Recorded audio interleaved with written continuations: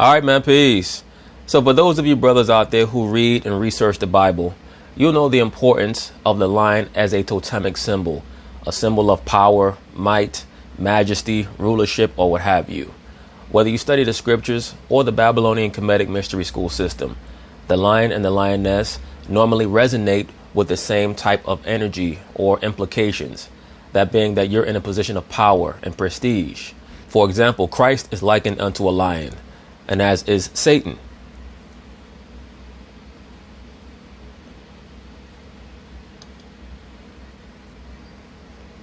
For example, the tribe of Judah is likened unto a lion. Christ is likened unto a lion. Satan is likened unto a lion.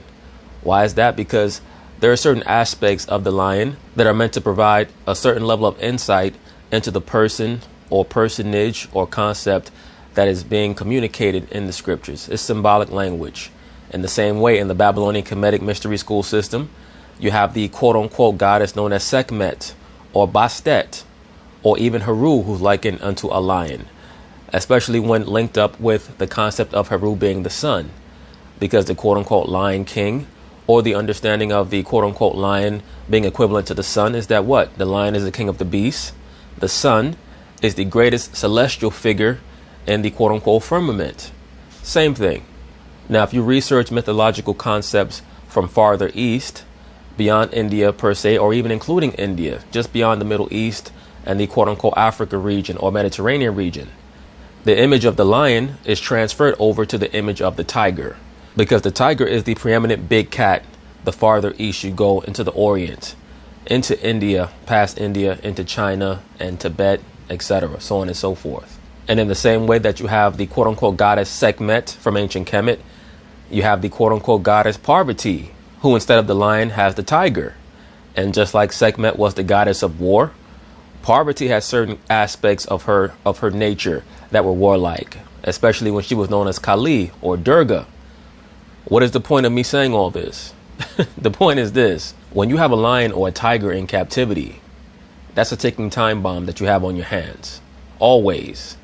And people always find this out the hard way, whether it's Siegfried and Roy, or a regular zookeeper who starts to believe that a lion or a tiger can be domesticated and become their friend. Every once in a while, maybe you'll catch one of these nature shows where a Caucasian man or woman will go out to the Serengeti and try to ingratiate themselves into a pride of lions.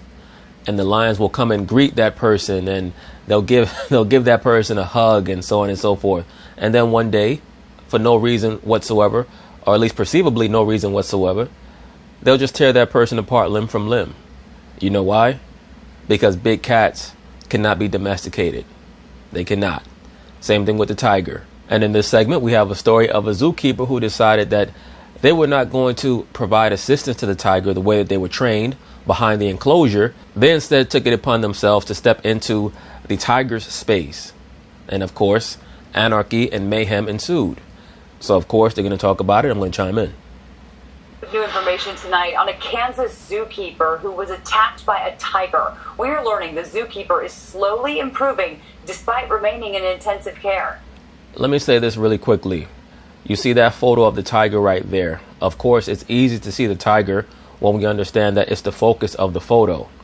But if you were out in the wild, in the jungles of India or somewhere like that, I promise you, you would not see that tiger until it had its fangs embedded in your throat.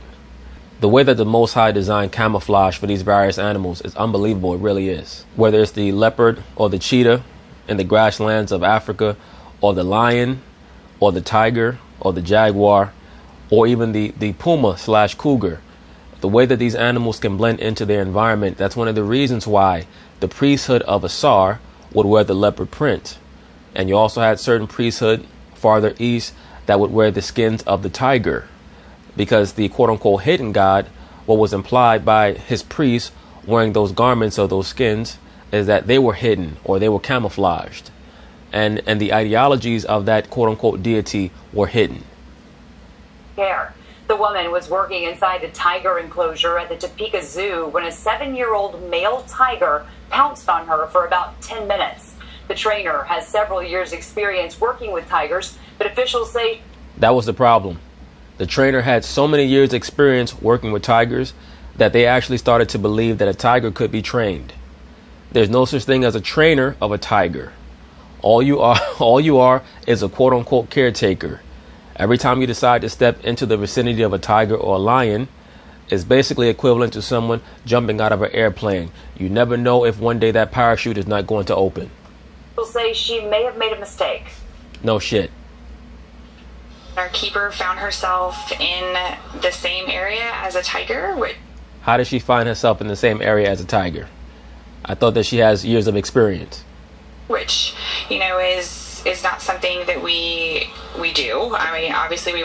So in other words, she decided to go out on her own and invade the tiger's space because she thought that she had a relationship with that tiger. Obviously we work with our dangerous animals behind a protective contact, a protective barrier. Well, obviously she knew nothing about that barrier or no longer cared. Or maybe she thought that she was dating that big pussycat and she wanted to show him her big pussycat. Who the hell knows? With some of these nutty ass so-called animal trainers. Just leave them animals alone. Look at that tiger. Take that tiger back out to the woods or to the jungles of India and let it sleep out there.